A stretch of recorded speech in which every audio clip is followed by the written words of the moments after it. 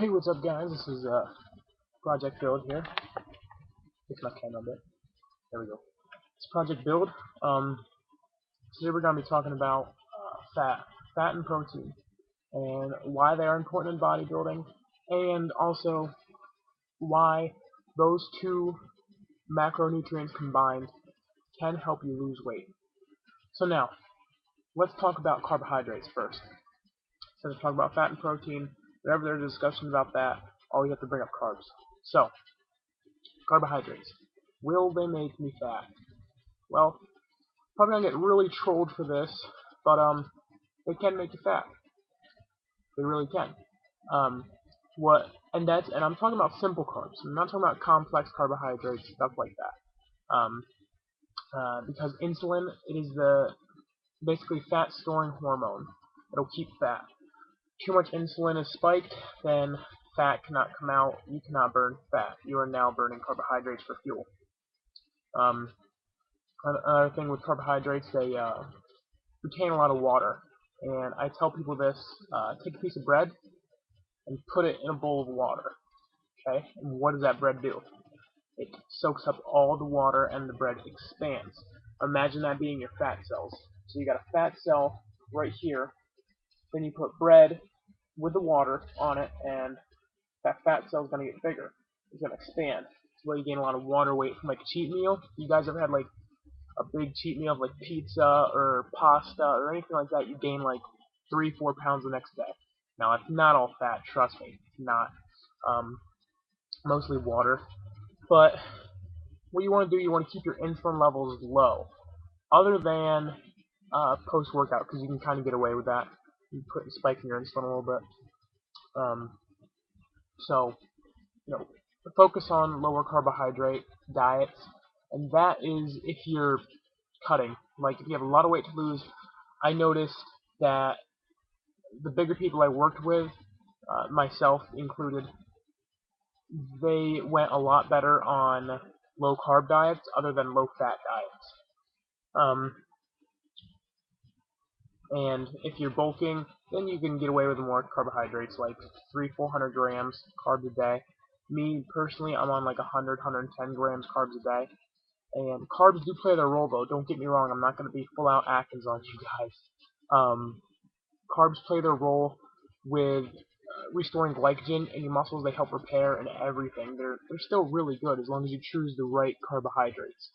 Don't be choosing the bad carbs. Choose the good stuff, because you won't get as big of an insulin response from the good carbohydrates. So now let's look at protein and fat. Fat gets a bad reputation too. Even protein. Protein gets a bad reputation too. A lot of the vegetarians, I was vegetarian for a year, so I'm not hating it off, not trolling. They say that protein is bad on the kidneys, like animal protein is bad on the kidneys, on the liver, this and that, bad for our digestive system. We weren't built to eat it, and the actual thing is we were built to eat it. Humans are omnivores. We're not herbivores, we're not carnivores, we're omnivores. We can do both. And I'll prove it to you right here. So, you guys see these teeth? Right here? Right here? Right here? Those are built for ripping meat. Those are our canine teeth. Now back here, the molars, they're for grinding plant matter. So there you go. We were built to eat both, omnivores. So, fat is good for you because it can actually boost your testosterone. Hence why a lot of people like taking in fish oils and stuff, not only because they're very heart healthy, but because they can boost your testosterone level. I noticed that. I was on a low-fat diet my first time around, like a month, and I could not really build muscle very well. My testosterone levels were pretty low, actually. And fat is also good because it has cholesterol in it. And cholesterol is actually good for you. Don't even mess that up. Cholesterol is good for you. Dietary cholesterol has almost next to nothing to do with your cholesterol levels in your heart. So, the more cholesterol you put in your body, let's not talk about extreme limits, but the more cholesterol you put in your body, the less your brain and heart have to work to make its own cholesterol, because your body needs cholesterol. Also, more fat can make you more vascular. So you see your veins popping out a lot better. And protein, it's better than carbohydrates because it takes more to digest. So let's say you eat like 100 calories worth of protein, you're going to be taking in about 75 calories after it's digested. Now with carbohydrates, you take in 100 calories from carbs, you're going to be digesting about 95. So as you see, it takes more energy to burn protein than it does to burn carbohydrates. So that's another cool thing about protein.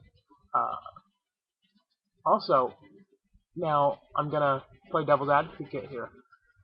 Protein and carbs both have a insulin response.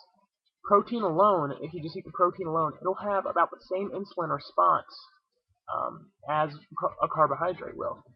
Now, the thing is, if you put fat with that meal, okay, so let's say you're having white bread, so you put butter on it. Now that bread is not going to have as big of a insulin response as it would have if it was just plain white bread. So now you have chicken breast without the skin. That is going to have about the same insulin response as bread. So the skin isn't bad. It's not bad at all. Keep the skin. Make sure it fits into your macros, though. Don't go overboard with your macros. Figure all that out. So that's pretty much it. Fat is the only thing that doesn't have an insulin response at all. Protein does, and carbohydrates do. Carbohydrates will put a lot of water weight on you, so you'll see that scale go up. It won't be all fat, but, it kind of discourages you. I know I've been there, trust me. Water weight sucks.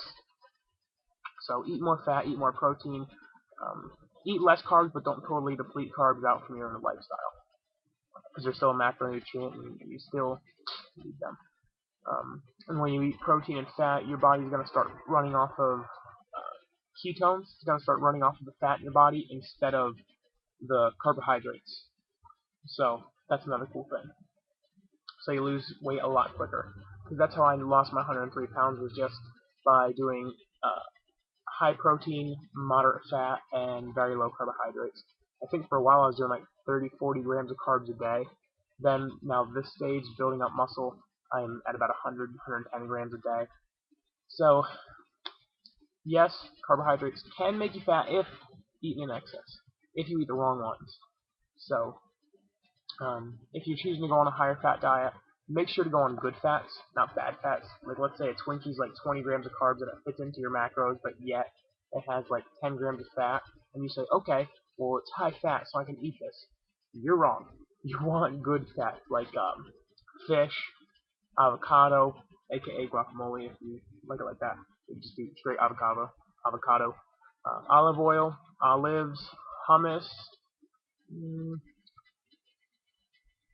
Some cheeses are okay. Cream cheese is okay, depending on your standpoint in milk. It's all up to you. Almond milk, almonds, nuts, seeds, flax, natural peanut butter, because it has no hydrogenated oils and stuff like that. So yeah, look at your healthy fats as opposed to your bad fats, because there's still a difference. Like there's good carbs, there's bad carbs. There's good protein, there's bad protein. Soy protein, not the best kind of protein out there. And there's good fats and bad fats. So make sure you're getting in your good fats.